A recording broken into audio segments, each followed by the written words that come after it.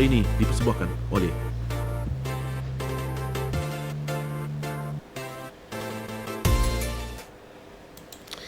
Halo Gunarwan dan Gunarwati sekalian, ketemu lagi ya di channel saya Gunar Os dan kita ketemu lagi di segmen Laporan Scout. Ini segmen dimana saya akan membahas sedikit tentang pemain yang akan direkrut ke Arsenal atau kadang-kadang sebenarnya juga suka kita membahas tentang staff yang akan datang ke Arsenal ya. Kalau teman-teman udah lihat thumbnailnya tentu udah tahu kita kali ini ingin membahas tentang Leon Goretzka ya.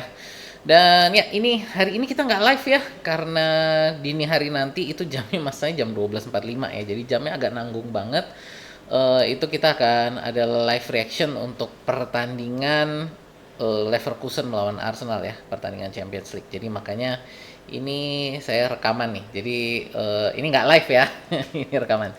Jadi untuk teman-teman yang di sini boleh yuk di like, share, subscribe dan juga hype-nya ya karena ini bukan live stream. Ya, untuk teman-teman yang baru pertama kali hadir di sini, perkenalkan dulu channel saya adalah fans channel Arsenal. Jadi kalau teman-teman ngefans dengan Arsenal atau suka dengan konten-konten sepak bola semacam ini, boleh ya tadi ya di like, share, subscribe dan hype juga ya. Eh, kita saat ini sedang mengejar 5.000 subscriber ya. Jadi untuk teman-teman yang belum subscribe, boleh diklik tombol subscribe-nya, dipencet juga tombol loncengnya. Jadi setiap kali saya upload, teman-teman dapat informasi dari YouTube gitu ya. Ya, kita kali ini akan membahas tentang Leon Goretzka yang ya tadinya saya agak ragu sih, tapi setelah saya pikir-pikir ini kayaknya pemain yang perlu kita bahas nih ya. Karena dengan berbagai opsi defensive midfield yang bisa kita datangkan untuk memperkuat lini midfield Arsenal, saya rasa ini mungkin pemain yang salah satu pemain yang agak santer tapi mungkin underrated gitu ya. Jadi mungkin akan terasa underrated dibandingkan pemain-pemain lain yang mungkin akan tersedia di jendela transfer musim panas besok gitu ya. Ya ini, jadi tidak berlama-lama kita akan membahas ya ini tentang Leon Goretzka ya. Ya ini, jadi kalau kita lihat ini Arsenal kan di jendela transfer musim musim panas musim ini ya. Ini sudah mendatangkan Gyökeres, Madueke dan Eze dan ini menurut saya adalah apa ya? Untuk lini serang. Jadi untuk memperkuat lini serang dan di beberapa minggu yang lalu ini Fabrizio Romano juga mengatakan bahwa musim panas besok ini Arsenal ini akan berkonsentrasi untuk memperkuat lini midfield ya. Jadi lini midfield ini akan diperkuat. Nah, masalahnya diperkuatnya bagaimana gitu ya. Apakah memang ada perombakan atau akan ada penambahan pemain atau ada pemain yang akan dijual dibeli. Nah, ini yang kita masih belum tahu. Jadi memperkuat lini midfield ini pandangannya seperti apa, rencananya seperti apa, kita masih perlu melihat di jendela transfer musim panas besok gitu ya. Eh, Cuman yang paling sering digaung-gaungkan menurut saya ini adalah memang dari sisi defensive midfield kita ya, dimana kita mulai sering memakai formasi 4-2-3-1 dengan dua defensive midfield ya, yang saat ini di musim ini kita memakai Declan Rice dan Martin Zubimendi, di mana kedua pemain ini rasanya tidak tergantikan ya dan sangat sulit untuk merotasi mereka berdua ini. Ini dengan Mikel Merino cedera dan Norgard sepertinya kurang mendapatkan kepercayaan oleh Arteta ya. Menurut saya ini tambahan pemain di posisi ini sepertinya memang sangat dibutuhkan ya. Ini jadi menurut saya ini memang pemain apa posisi yang kita perlu pemain rotasi. Ya, jadi ya kita tahulah di pertandingan-pertandingan akhir-akhir ini Declan Rice dan Zubimendi ini kelihatan banget ya, udah mulai agak kecapean gitu ya. Jadi karena mereka memang dipakai terus menerus gitu loh. Jadi setiap kali fit itu biasanya dipakai, dan tiap kali ada kesempatan mungkin ngelawan tim lemah gitu ya. Tim lemah dalam tanda kutip ya. Biasanya ini adalah yang dianggap tim lemah ini adalah tim-tim dari liga-liga bawah gitu. Jadi kalau ketemunya di FA Cup, Carabao Cup, baru deh ini Zubimendi dan Declan Rice ini dirotasi. Tapi bahkan kadang-kadang untuk di tim-tim seperti itu pun masih masih terkadang dipakai Declan Rice dan Zubimendi gitu ya. Jadi ini adalah menurut saya sekali lagi lini yang perlu tambahan pemain untuk kita gunakan rotasi gitu ya. Nah ini yang menjadi target Arsenal nih sebenarnya siapa aja sih untuk rotasi ini gitu ya. Eh, Kalau kita mendengar gosip, nah ini sekali lagi ini sebenarnya masih gosip ya, jadi kita juga belum tahu apakah memang benar dari Arsenal mengejar para pemain ini. Tapi berdasarkan gosip yang beredar, ini Sandro Tonali adalah salah satu pemain yang ya ditargetkan oleh Arsenal. Harganya ini di kisaran 100 sampai 120 juta euro. Dengan peminat yang ada ini adalah Arsenal, Manchester United, dan Real Madrid ya. Konteks untuk bagaimana kita bisa mendatangkan Tonali ini adalah karena Newcastle United saat ini tidak ada perkembangan pemasukan ya. Jadi pemasukannya nggak terlalu berkembang lah. Jadi untuk mereka membangun tim mereka ini perlu adanya penjualan pemain. Jadi sebisa mungkin pemain yang harganya bisa dijual tinggi gitu ya, sehingga mereka mungkin bisa dari hasil penjualan itu digunakan untuk membeli beberapa pemain untuk mereka mengembangkan tim mereka terlebih dahulu. Jadi ya ini mungkin Sandro Tonali adalah salah satu pemain yang bisa mereka uangkan untuk mereka bisa mendatangkan pemain-pemain di posisi-posisi lain yang bisa membantu tim ini lebih berkembang gitu ya. Nah ini dari Newcastle ya, ini untuk Sandro Tonali. Berikutnya kita ngomong ini adalah Bruno Guimaraes, juga sama, ini dari Newcastle ya. Jadi ini salah satu pemain yang juga kita dihubung-hubungkan dengannya ya. Ini harganya agak sedikit lebih murah, 80 sampai 100 juta euro ya. Dengan peminat ini Arsenal, Manchester United, dan Manchester City. Ya sekali lagi konteksnya juga sama ya, di mana Newcastle saat ini mereka perlu dana untuk mengembangkan tim, dan mungkin ya ini perlu menjual satu atau dua pemain sehingga mereka bisa membeli lebih banyak pemain untuk tim Newcastle ini bisa lebih stabil dan mungkin lebih bisa untuk bagaimana punya dampak di kancah Eropa gitu ya.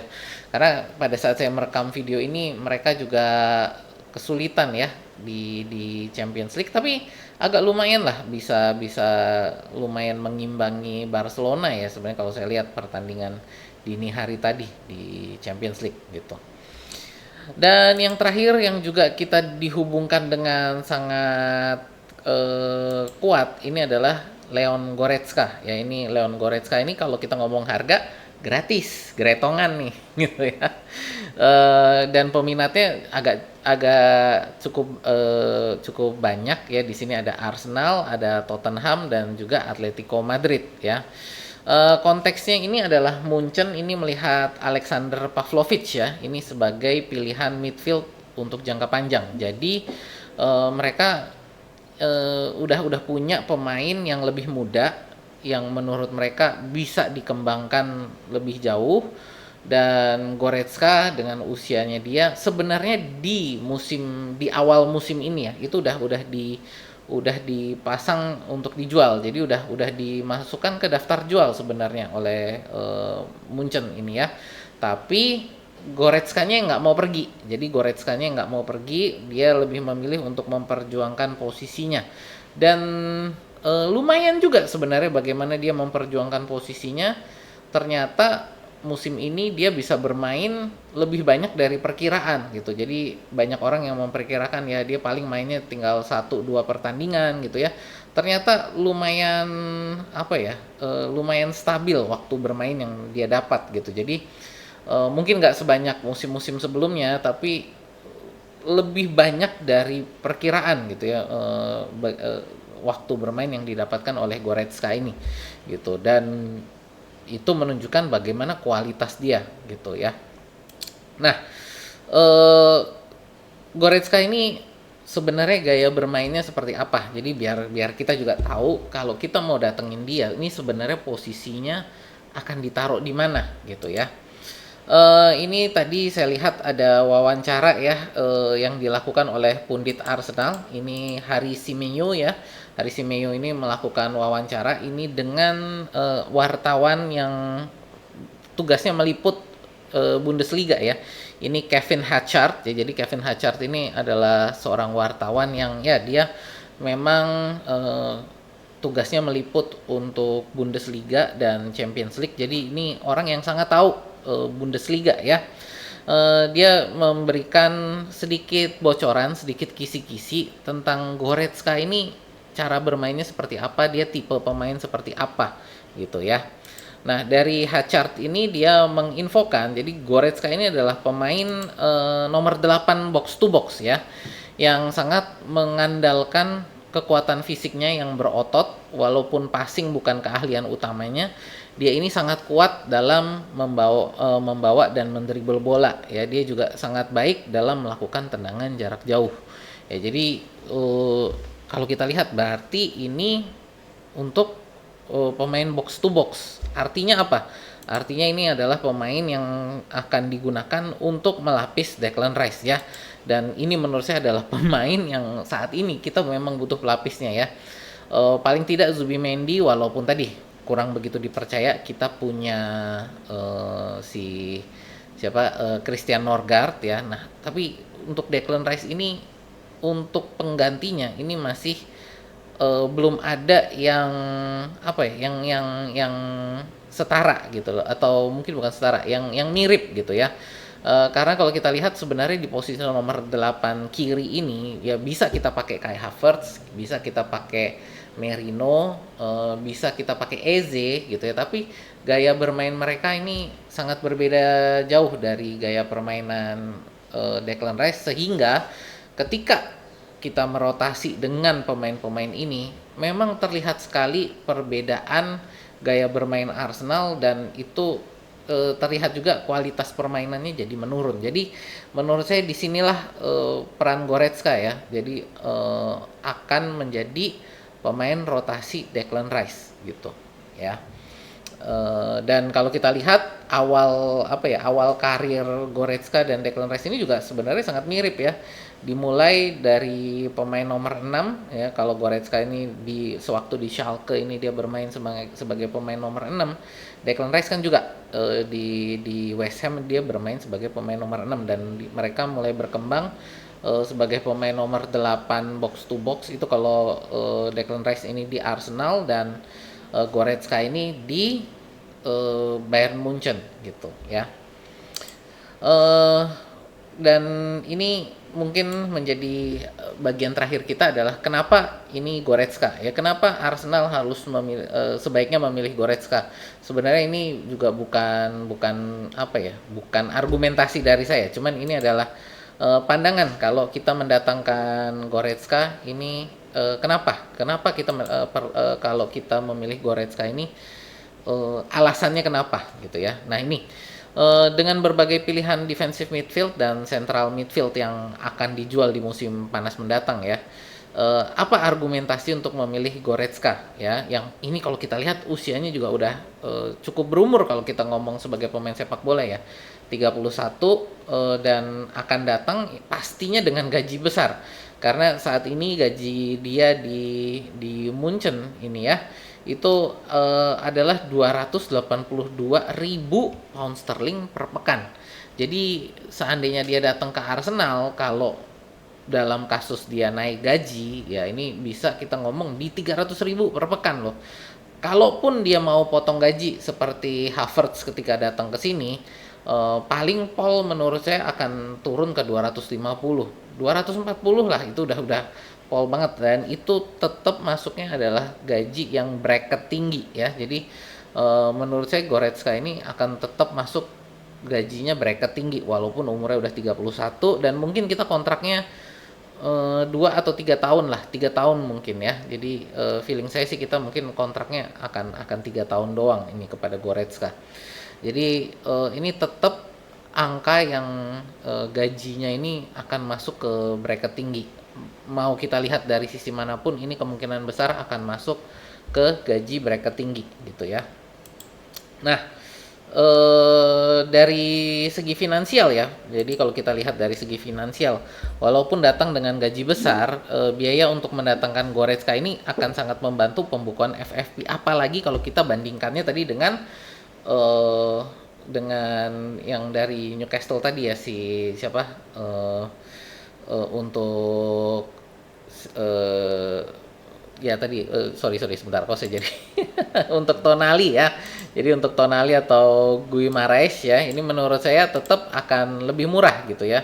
Jadi Goretzka ini secara finansial tetap akan lebih murah dibandingkan kita mendatangkan Tonali ataupun Guimaraes, yang walaupun mungkin gajinya kalau Tonali Guimaraes ini kita bisa ke berapa? Let's say 150, 175 gitu ya untuk Tonali atau Guimaraes ini. Tapi dengan biaya transfernya yang angkanya sangat fantastis ya, dan saya yakin Newcastle ini mereka akan meminta biaya transfer yang tinggi karena mereka punya kekuatan dari sisi kontrak ya. Jadi dari sisi kontraknya mereka masih sangat panjang, jadi ini Newcastle sangat bisa untuk meminta harga tinggi. Kita juga udah lihat kasus bagaimana mereka meminta biaya transfer untuk Isak ya, Alexander Isak. Jadi menurut saya tentu mereka akan melakukan hal yang sama untuk Tonali dan Guimaraes. Jadi dari sisi financial fair play ini menurut saya juga akan sangat membantu, plus dengan dia free transfer ini akan sangat mempermudah negosiasi. Jadi nggak akan berhadapan dengan klub untuk negosiasinya, jadi nggak ada negosiasinya, kita cuma tinggal negosiasi personal gitu ya. Jadi nggak perlu lagi ada negosiasi transfer fee. Jadi ini tentu juga akan sangat mempermudah dan bisa membuat pemain tersebut ikut untuk pramusim dari awal gitu ya. Jadi ini buat saya tentu satu akan mempermudah FFP dan akan mempermudah untuk ikut pramusim, plus satu lagi dengan penghematan ini artinya kita bisa memakai dana ini untuk pengeluaran di posisi lain gitu, yang menurut saya lebih kita butuhkan itu pengeluaran yang besar, itu menurut saya adalah di penyerang sayap kiri. Lalu juga ada kelebihan yang lain ya di sini menurut saya adalah dari segi usia. Ini tadinya saya juga mempertanyakan, ini adalah dari segi usia 31 tahun ini emang cocok dengan profil yang Arsenal biasanya beli gitu ya. Jadi Goretzka ini usia 31 tahun kok Arsenal mau mendatangkan ya. Di sini justru saya melihat bahwa Goretzka ini adalah jadi bukan untuk pilihan jangka panjang. Ini adalah pilihan tambalan ya.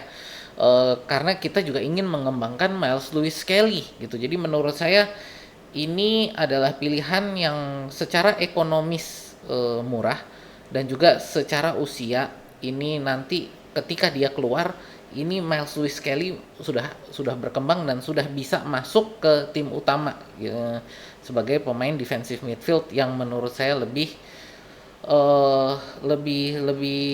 mumpuni lah gitu. Jadi ini yang menurut saya bahwa kita lagi nunggu perkembangan Miles Lewis Skelly, dan supaya perkembangan ini tidak diblokir oleh pemain yang udah pada masa mapannya gitu ya. Jadi kalau kita mendatangkan Tonali atau Guimaraes ini menurut saya akan memblokir perkembangan Miles Lewis Skelly. Kalau kita mendatangkannya Goretzka, ini adalah waktunya akan sangat tepat. Ketika Goretzka nanti udah selesai, udah mulai tersingkir lah secara tanda kutip ya, tersingkir. Nah ini Miles Lewis Skelly udah bisa masuk dengan usia yang pas gitu.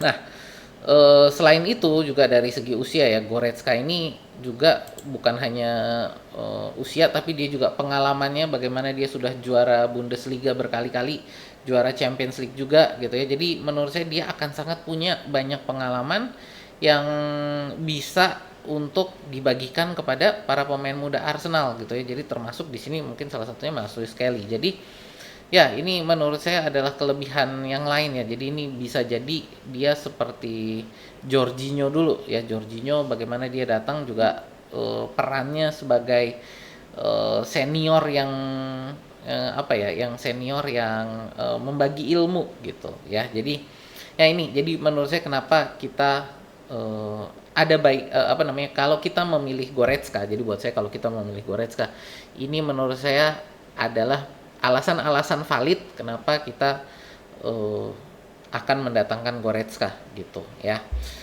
Ya, itu ya teman-teman. Jadi untuk eh, laporan scout kita hari ini. Jadi ini tidak ada, sekali lagi kita nggak ada live untuk kabar dari N5 hari ini ya. Jadi ini mungkin sedikit dari saya untuk memberikan info lah tentang transfer yang mungkin akan terjadi. Ini sebenarnya juga bukan pasti akan terjadi ya, tapi menurut saya mungkin akan terjadi.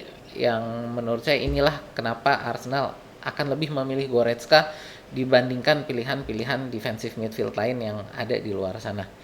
Ya, jadi dari saya sekian dulu. Terima kasih untuk teman-teman yang udah nonton, terima kasih untuk teman-teman yang udah like, share, dan subscribe. Jangan lupa di hype juga ya. Dan kalau teman-teman nonton sampai sini, artinya teman-teman juga suka dengan konten-konten saya. Jadi boleh dipertimbangkan juga untuk join menjadi member, untuk mendukung channel saya supaya bisa mengeluarkan video-video dan live reaction yang lebih rutin.